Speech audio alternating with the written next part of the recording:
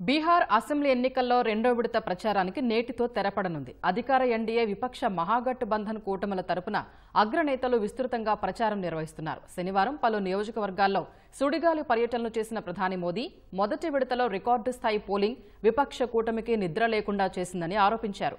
రెండో విడతలో మరింత ఎక్కువగా ఓటింగ్లో పాల్గొనాలని ఆయన ప్రజలకు పిలుపునిచ్చారు. ఎన్నికల్లో ఎన్డీఏ కూటమి విజయం ఖాయమని ధీమా వ్యక్తం చేశారు. కేంద్ర మంత్రులు అమిత్ షా, రాజ్నాథ్ సింగ్, ఇతర బీజేపీ నేతలు సైతం విస్తృతంగా ప్రచారం నిర్వహిస్తున్నారు. కాంగ్రెస్ తరపున ఎన్నికల ప్రచారం చేస్తున్న మల్లికార్జున ఖర్గే, రాహుల్ గాంధీ, ప్రియాంక గాంధీ ఎన్డీఏ విజయంపై ప్రధాని మోదీ వ్యాఖ్యల్ని తిప్పికొట్టారు. సార్వత్రిక ఎన్నికల్లో 400 సీట్లు వస్తాయంటూ ఇలాగే ప్రజల్ని మభ్యపెట్టారని విమర్శించారు.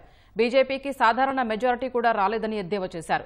బీహార్లో 243 సీట్లకు 160 స్థానాలకు పైగా గెలుస్తామంటూ అమిత్ షా మళ్లీ ప్రజల్ని మోసం చేయాలని చూస్తున్నారని విమర్శించారు. బీహార్లో రెండో విడత పోలింగ్ ఈ నెల 11న జరగనుండగా ఈ నెల 14న ఓట్ల లెక్కింపు జరగనుంది.